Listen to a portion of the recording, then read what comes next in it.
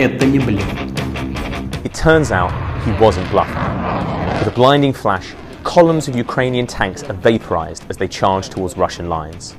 Where once hundreds of Zelensky's troops, or an airfield, or a command post stood, there is now nothing but an irradiated wasteland.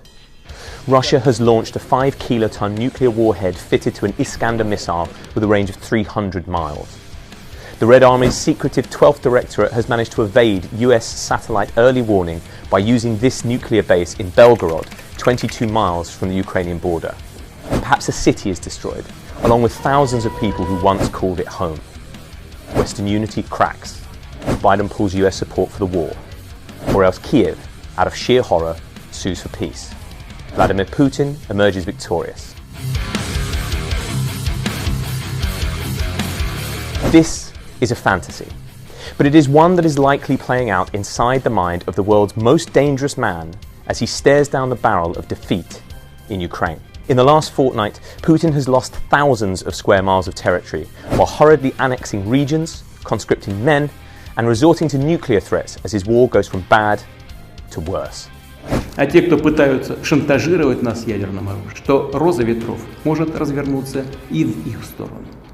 There are now hints he could resort to the Russian doctrine of escalate to de-escalate to snatch victory from the jaws of defeat, after launching new strikes on Kiev this week.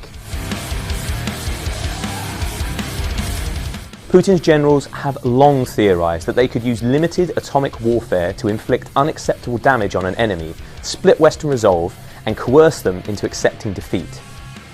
Here's how that ladder of escalation could work. He could carry out a nuclear test or fire into a remote piece of land or ocean, demonstrating his might while causing as little damage as possible. He could strike an important Ukrainian military base, wiping out part of Kiev's army while minimizing civilian casualties. He could attempt a decapitation strike against President Zelensky or other senior members of the government. He could strike a major city, aiming to kill as many civilians as possible in an attempt to break Ukraine's will to fight. Or he could aim at supply lines into Ukraine, which may involve striking the border regions of a NATO country, such as Poland.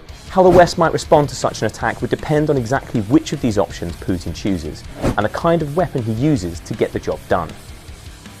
His large strategic nuclear weapons that can destroy cities lie in silos on intercontinental missiles fired by Putin himself giving an order with his Cheget briefcase. His tactical weapons are spread throughout a network of so-called Object S bunkers and would have to be paired with delivery systems, most likely a medium-range missile. Experts believe it's highly unlikely Putin would use one of his largest weapons because of the risk of mutually assured destruction.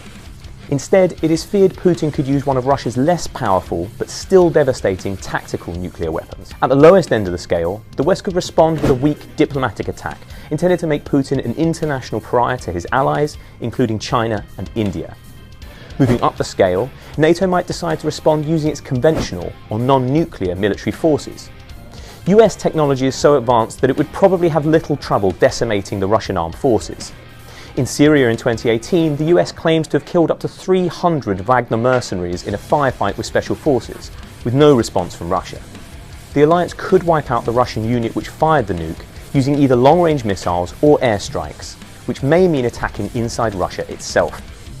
It could sink the Russian Black Sea Fleet, or establish a no-fly zone over Ukraine. That would involve NATO aircraft fighting Russian planes, blowing up ground units, and likely attacking anti-air systems and airfields on Russian territory to ensure none of Putin's air force could get into the skies. David Petraeus, former head of the CIA, has suggested the Allies could go as far as wiping out every single Russian unit in Ukraine, along with the Black Sea Fleet. Such a mission may take days or weeks to complete and would see NATO units directly fighting with Russia, possibly on land, sea and air, in a situation Joe Biden has described as World War III. At the most extreme end of the spectrum, the West could respond by using one of its own nuclear weapons as a demonstration of power as part of an effort to force Putin to back down. NATO does have a small stockpile of tactical nuclear weapons which could be loaded onto bombers or fitted to missiles and used to take out important Russian military bases or infrastructure.